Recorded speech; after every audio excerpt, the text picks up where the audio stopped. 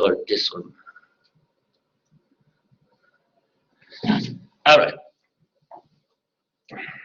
So last time we talked basically about all good stuff on applications for particular scenarios in this. Yes?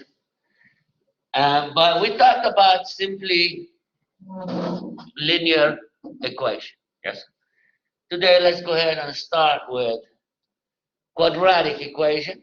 And quadratic equation come in basically two forms. Y equal ax squared plus bx plus c, or y equal a times x minus h squared plus k.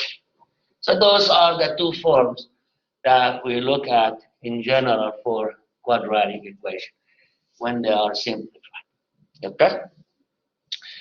The family of a quadratic equation starts with y equal x squared. Anytime the equation has an x squared, so this is a quadratic equation, yes? Or we could say y equal 2x squared is also another one. Y equal 1/2 x squared, or y equal some negative x. So those are basically example of basic ideas of quadratic equation. Of course, we can have more extended, we're going to look at that, but interestingly, I want to look at those first, and then from here, we're going to develop a method in which we can graph a quadratic equation, regardless how they come, how they will be given. Okay? So starting with, graph the equation y equal x squared. So I'm going to start with making a table, and this is my x squared here, right? And then after I do that, I'm going to see if I can graph those equations basically on the rectangular coordinates. So let's start with taking single points, starting with 0. If x is 0, then x squared would be 0, right? So this is the first point on the graph. Say if x is 1, then x squared is also 1. So this is 1, 1. And if x is, say, -1, if x is -1, and I square x, what do I get? I get 1 again. So when x is -1, 1, yes, and make that lighter. Yeah. And then if x is, say, 2, then x squared would be 4. Then go to 2, 1, 2, 3, 4. And if x is -2, then again x squared is 4. So when -2, I'm going to go to about the same, -4. And when we connect all of these together, that will give me the basic graph of y equal x squared. And from here, all the families of x squared start from there. Okay? So it is a parabola. It is a parabola. Now, if I were to go ahead and change this a little bit, let's say make it this equation minus x squared, right? Now, the only thing is going to change on all of these points is going to simply be what? This is going to be minus, right? This is going to be minus, this is going to be minus, and this is going to be minus, right? Because the values are exactly the same thing. All I did was, instead of doing it positive, now it's going to go which way? Negative on the bottom. So minus 4, minus 1, 0, minus 1, minus 4. Yes? Now, if I were to graph it, it's going to be here and here. And then on this point, it's going to be here and here. And then, notice those two graphs are exactly the reflection of each other. Yeah. So the negative in front, what did it do to the graph? Nothing much except doing it what? Reflecting it on each other, and that was it. Yes? So now, let's take a look at this one over here. 2x squared. And let's see what that does. For 2x squared, well, basically what I'm doing is I'm multiplying the graph by 2, right? Multiplying the graph by 2, all that's going to be changed is in all of this is your x squared, right? And then I'm going to multiply that result by 2. So now this is going to be 8. Yes? What would this be? 2, 0, and then 2, and then 8. Yeah. So now what happened?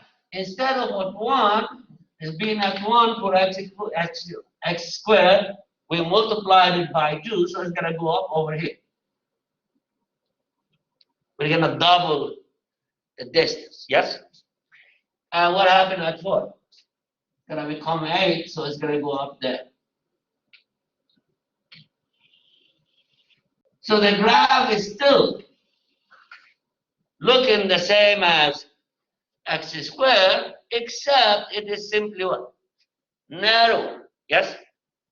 It is narrower a little bit. How far narrower? About half, because about twice, because we multiplied it by 2. And all the numbers that I'm supposed to get from x squared, I'm just doing what? Double them. So far, so good? So now, let's take a look at the last one, say 1/2 x squared.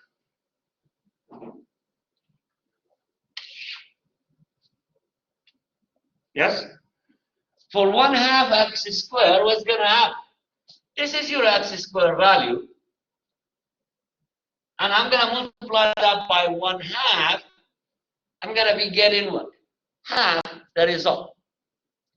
So if this is a 4, half of 4 would be 2. Yes? What is a half of 1?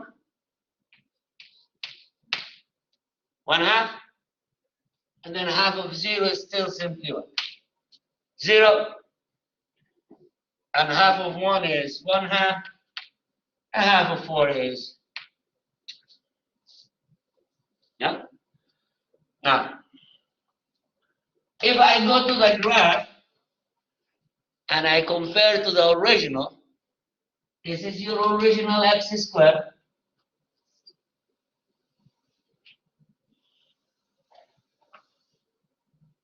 And this is what happened when I multiply by 2, right? What's going to happen when I multiply by 1/2?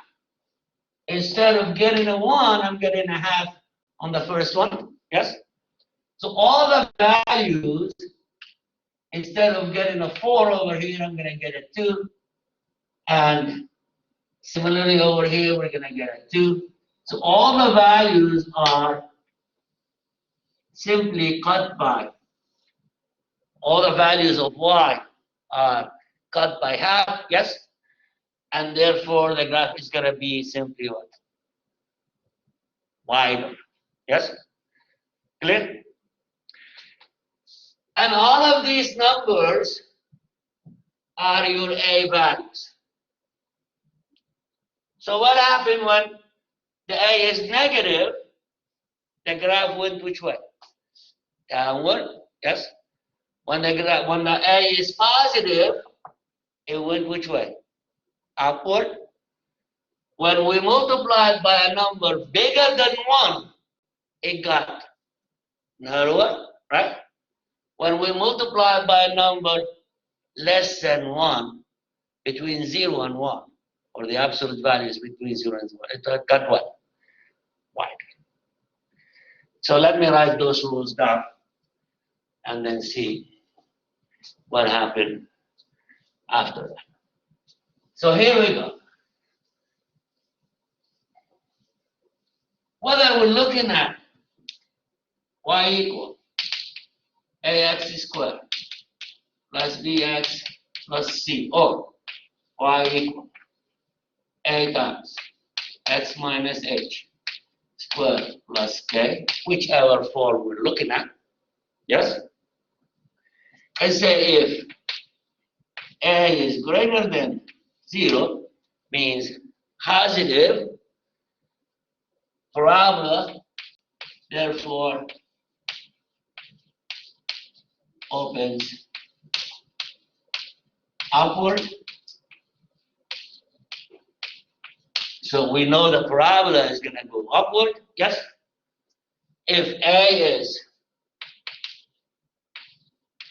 less than 0, we know parabola opens downward. That's rule number 2, yes? If absolute value of A, yes? You know what absolute value of A is? Okay, what's absolute value of negative 3? 3. The absolute value of a number is the distance, how far away that number is from 0, right? So if the absolute value of A is greater than 1, yes, parabola gets narrower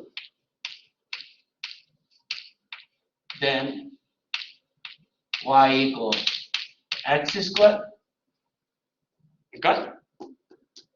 And then if the absolute value of A is less than 1, so that means the value of A is somewhere between negative 1 and 1, yes? Then parabola gets wider than y equals x squared. So those are the first few rules about graphing a parabola, yes? Because sometimes we don't really need to graph the parabola exactly. We want to get an idea how it looks like, yes? Or where it starts or where it ends. Okay? Clear?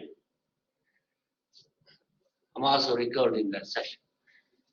Oh no, it's because I'm blind, so I have to see the picture. Okay. We'll go ahead and do that. So now we did all of this, but normally parabolas don't just come in one form. You know, you get numbers added to it, you get axes added to it, right? So let's take some examples of those and see how we can go ahead and graph. Okay, so I'm gonna erase that. So let's start with the fun. I'm gonna keep the graph y equal x squared up there.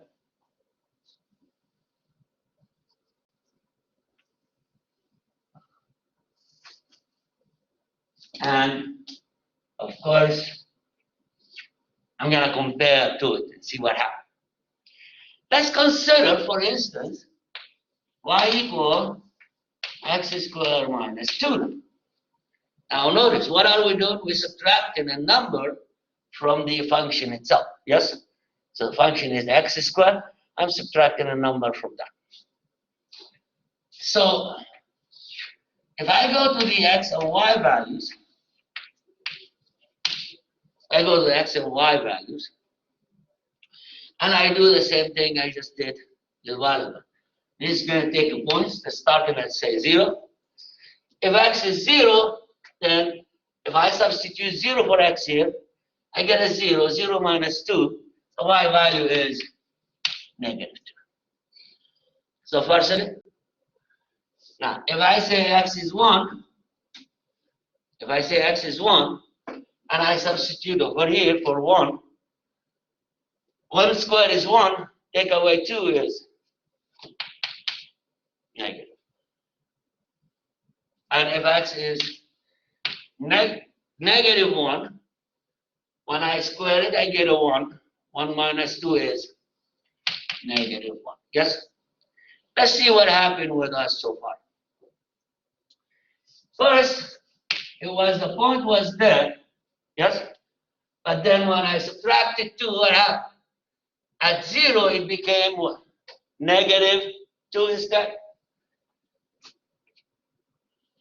Now the graph down here. Yes? Or that particular point is down there. At 1 and minus 1, both of them went down to which way? To minus 1. So instead of at 1, the graph being here and here, now it is here and here. Yes?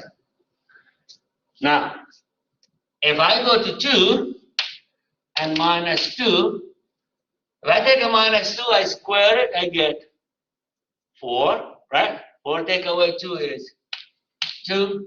Same thing over here. So at 2, instead of getting 4, now we're going down to 2. And here, instead of being there, it's going to be somewhere here. Yes? So far, so good. Notice what happened to every point. This point went down from 0 to negative 2. It went down 2 points, 2 units. The 1, instead of being at 1, it goes down to negative 1. So it went down 1, 2 units, right? And the 4 went down how many units? 2 units. The 4 over here went down again, 2 units, and so on. So every point on the y equal x squared went down 2 units when I subtracted it 2. Yes? So then, what does that tell? By adding a number or subtracting a number to the function, all you're doing is you're taking the graph of x squared and shifting it either up or down based on whether you're adding or subtracting. But it's still the same graph. So if I know the graph of x squared look like this, I can just take this and then put it down, and that would be the x squared minus 2. Clear? All right. Let's take a look at one more function. Now, of course, if it was a plus, then instead of going down, it would simply do what? Go up. Yeah?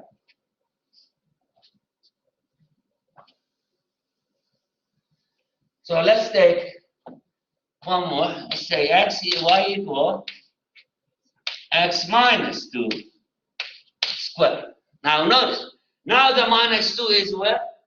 Is with x inside the parentheses. Yes? Is with x inside the parentheses. And let's do some points for x and y. Yeah? So when x is 0, if I take a 0 minus 2 is negative 2, right? You square that, you get 4. So when x is 0, y is 4. So far, so good? So now we have a point somewhere over here.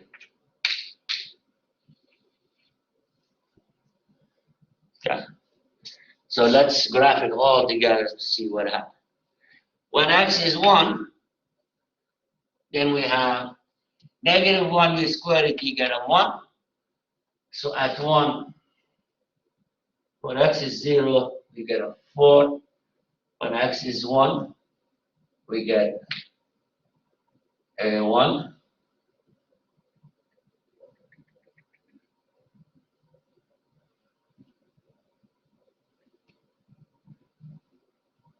Okay. When x is 2, yeah, we get what? 0. So we have 0 over here. So far, so good. Now notice this point is now where? Right here. What happened to it? Shifted how many units? 2 units. Yes? Now let's go backwards a little bit. What happened when x is negative 1? Negative 1 is going to give me too much number. Let's not even talk about that. Let's go to 3. We'll pick that up from here. What happened when x is 3? 3 minus 2 is 1. 1 squared is 1. So here we're going to end up over here. Yeah? And then if I say x is 4, so that is a 1. If x is 4, 4 take away 2 is 2. 2 squared is 4. So we have 4 over here will give me a 4 over there. Now notice, comparing, let's take this one up because we're already done with that one. So this is x squared, and this is over here is x minus 2 squared. What happened to the graph? It shifted to the right, yes? So it was here. This is the same thing. If I know the original function, when I add or subtract number from x, all I'm doing is I'm shifting the graph either to the right if I subtract and to the left if I add. Yes? So now we got few rules. Let's go ahead and write those down a little bit.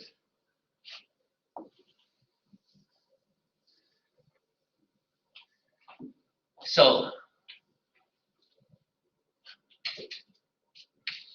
the graph of y equal x squared plus c is shifted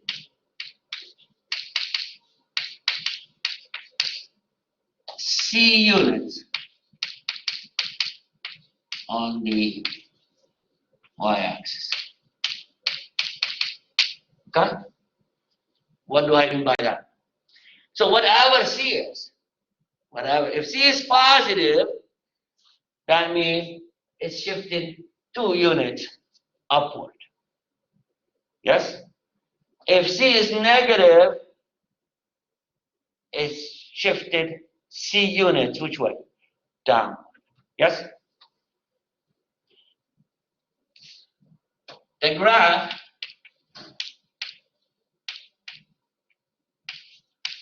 of y equal x plus c, what did you say, minus c squared,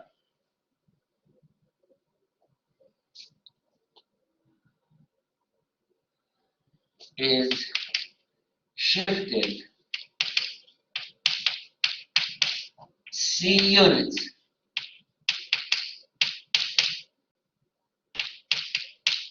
left, or let me go ahead and do that horizontally.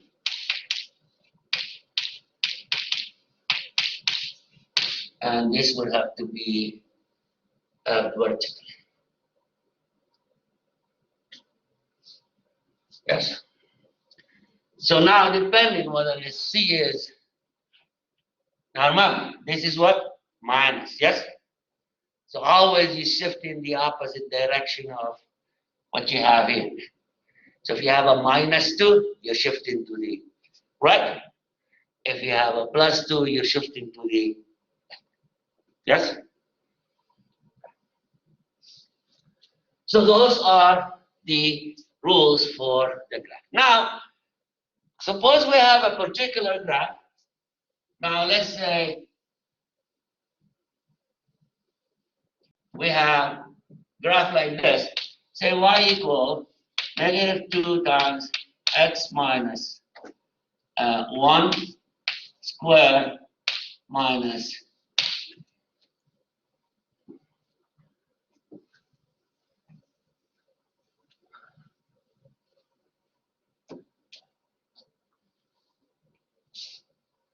okay. Can I graph this equation without taking any points? Let's see if we could. So starting with a graph, let's follow this one step at a time. Yeah? First, we're going to start with knowing what kind of graph is this. This is an x squared, right? So therefore, it is a parabola, yeah? So it is from the family of x squared, yeah? And I know x squared looks like this.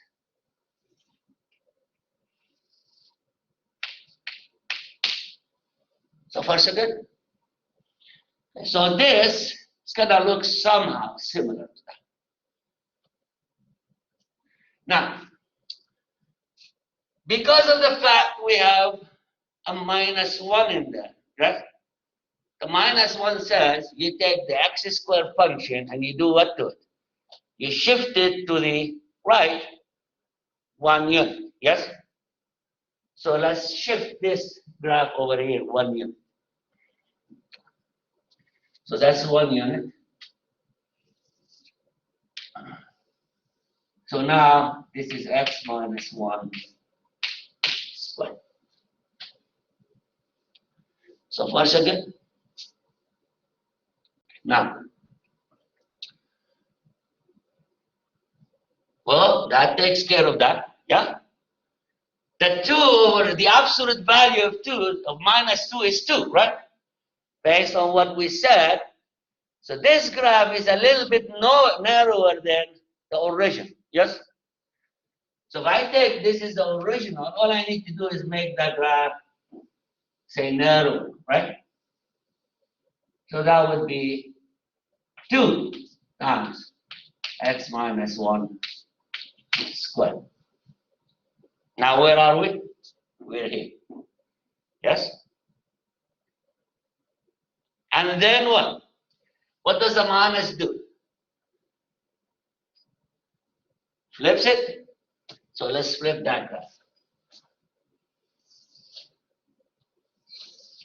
It's minus 2 times x minus 1 squared. So far, so good. What does the -3 do? What does it do? It takes it down 3 units, yes? So I'm going to take this graph 1, 2, 3 units. So this point is simply -1. I'm sorry, 1, 3. Yes.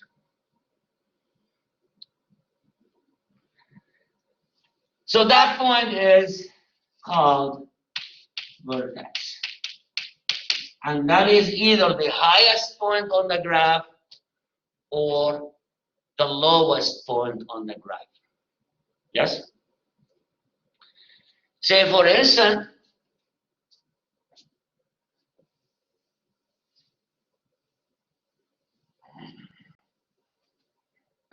if your graph happened to be, say, function, let's say this is some cost function, then that would be your minimum cost. Yeah. If this graph happened to be some profit function, then that would be your maximum profit. That's what you're aiming for. Or maybe maximum revenue. That's what you're aiming for. Yes? In business. You're aiming for two things. Minimum cost and what? Maximum profit. Those are the two you will most likely aim for. Sometimes we aim for maximum revenue just because we need money right now. If I need money right now, sometimes I don't care whether I make money or lose money. Sometimes I want to sell it for bringing in money so I can go ahead and do whatever other business that I need to do today. Yes? Okay.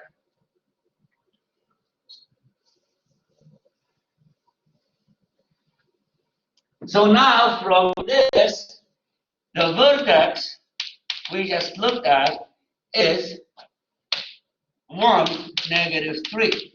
So if the form is, if the equation is in this form, its vertex is equal to hk. If the equation is of this form, then the vertex is always hk, and that's where the lowest or the highest point on the graph. Yes? What if the equation was in this format? What if the equation was in that format? Let's take a look at some example and see, can I convert it to this format? And if I can, then I can go ahead and graph it, tell what the vertex is, and all of this good stuff. Yes? So let's take an easy equation. Y equal x squared minus 4x plus 2. So I need to write this somehow in this form. Yes? So I can go ahead and graph it and tell what the vertex and all of this good stuff are. Are you guys familiar with something called completing the square? No? All right, let's talk a little bit about completing the square. Of course, this is called a perfect square. Yes? Because it's a perfect square, somehow I need to create a perfect square over here. If this is not a perfect square, I need to make it perfect square by adding something to it so it will be perfect. Like anything you do in life. If you have a board that looks, say, like that, yeah? So you get a piece of board, add it over here just to make it simply what? Perfect square. We do the same thing in equations. We want to make a perfect square. But we need to know how do perfect square look like, and when they are in polynomial form, how do they act?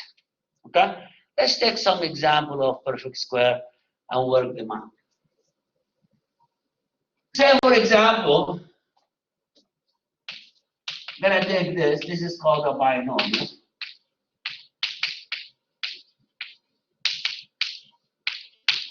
This is the general formula of expanding a perfect square, but we're going to expand one and show you that it's going to happen this way. Yes? Consider, and this is a minus, of course, this is a minus. Yes? The only thing changes is the minus. Let's take a look at x plus 1 squared. X plus 1 squared is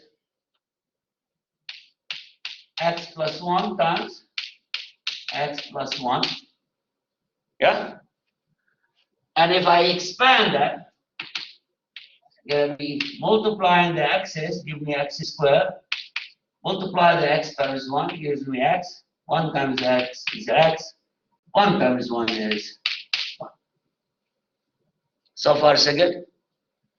Okay, now, that is equal to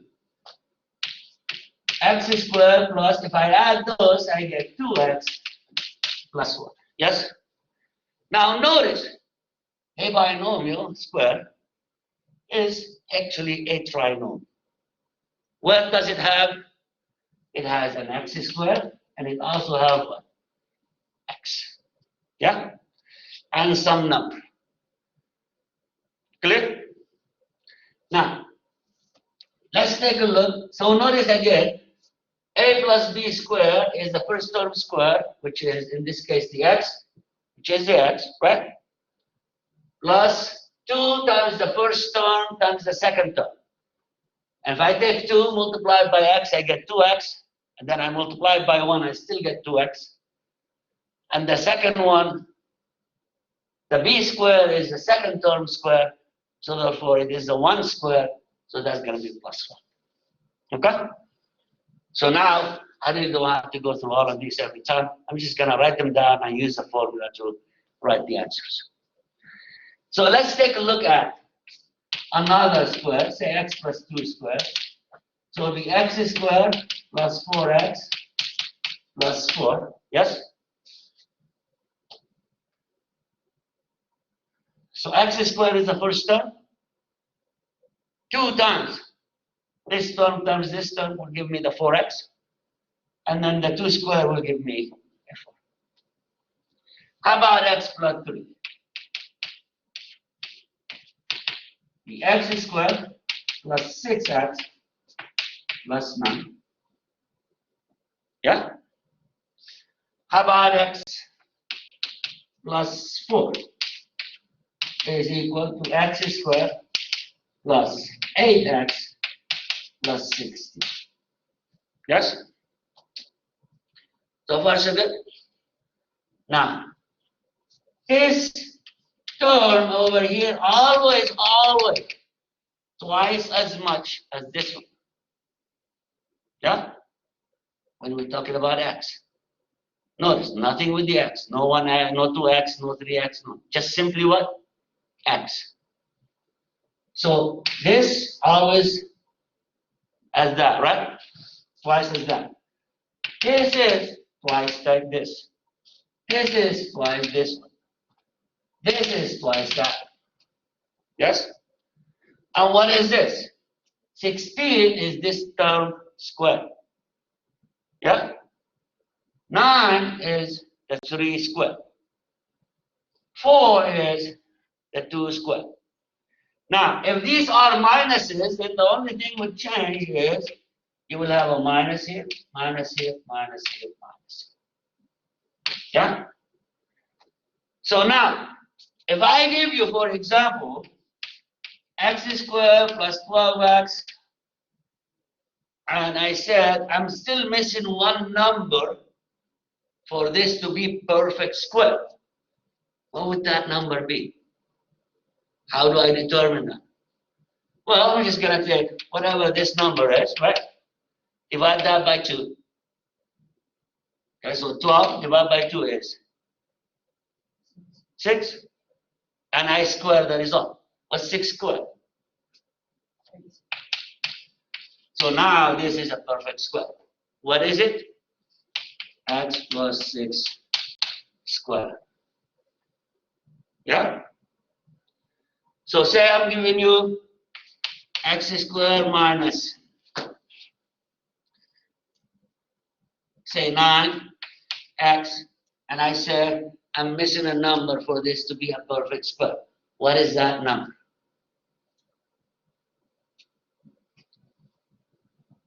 Same thing. I'm going to take this number, right? Which is simply what? 9.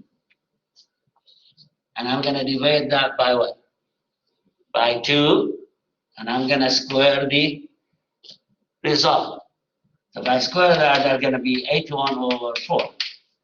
So I'm missing 81 over 4. So this is 9x plus minus 9 over 2 squared. Okay? So now let's go back to our problem. Notice every trinomial has x squared something x, right? And those are the two terms I need to look at in order to make a perfect square. Clear? All right, so let's erase this.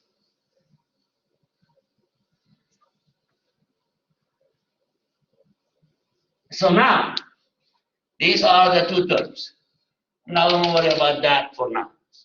Yes? Equal x squared minus 4x. What is missing here? What is missing here for this to become a perfect square?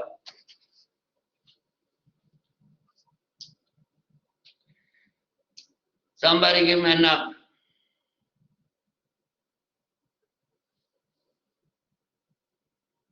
So what do?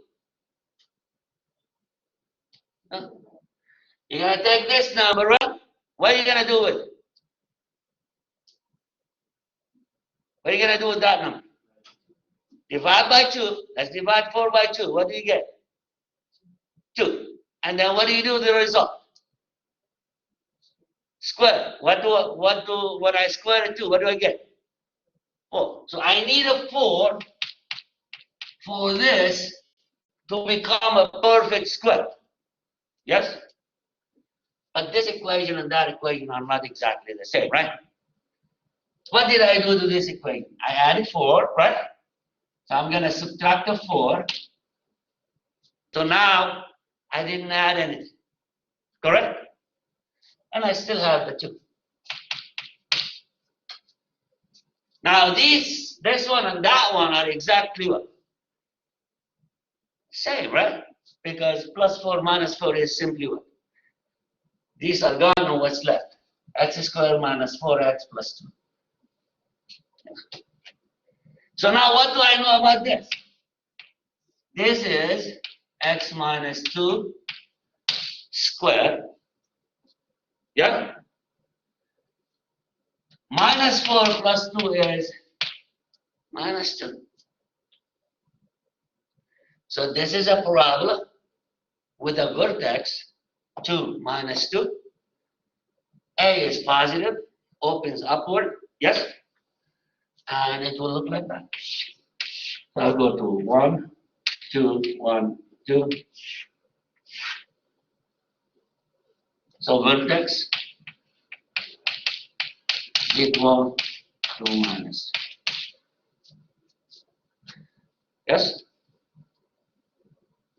You want to do another one? Okay, let's do another one. Let's see if they have another one in the book. If not, I'll make a point.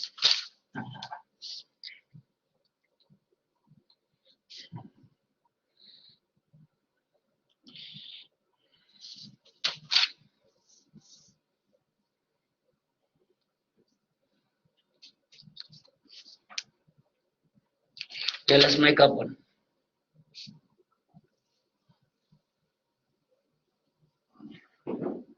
So let y equal x squared plus 6x plus 5.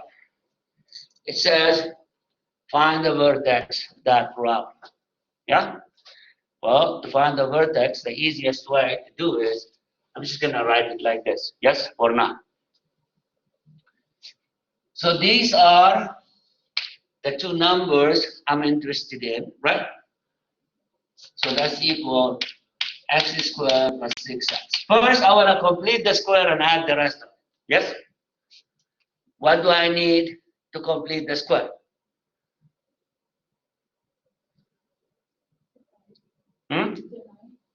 Divide what?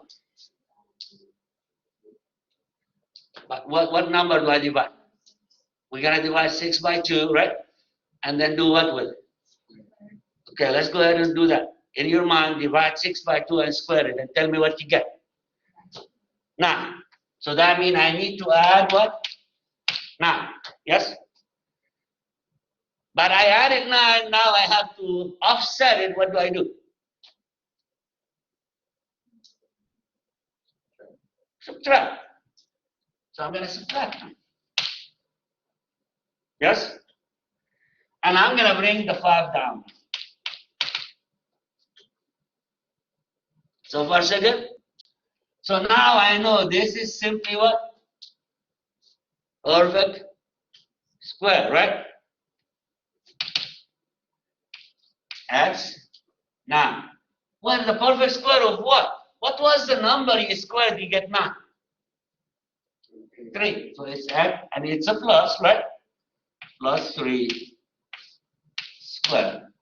Yes? Now we took care of this portion. What's left? This part over here. Minus 9 plus 5 is. So this and this are exactly the same thing. But now I know the vertex for this one, right? What's the vertex? The opposite of what you have here. What's the opposite? And whatever you have here. And that's your vertex for that. Clear? Okay. I believe that's it for today. Your test is going to be next week. Already informed you that last time. I already set it up. I think you should see the review starting this week. Yes? You can look at the review. If you guys have any questions on the review, you can bring it down to class. We'll talk about it. Yes? If you don't have any question on the review, study as much as you can. And the test should be available next week. I gave you 5 days to do the test. You can start Monday. The last day will be Friday. Yes? But don't come Saturday, Friday, whatever, whenever they close. That's the deadline. Even though it says 11 o'clock at night, I don't think they're going to be open until 11 o'clock at night. So if they close at 5, that means this is a day, this is a minute, your test is up. After that, no more test. Okay? Good luck. I'll see you back here on Wednesday.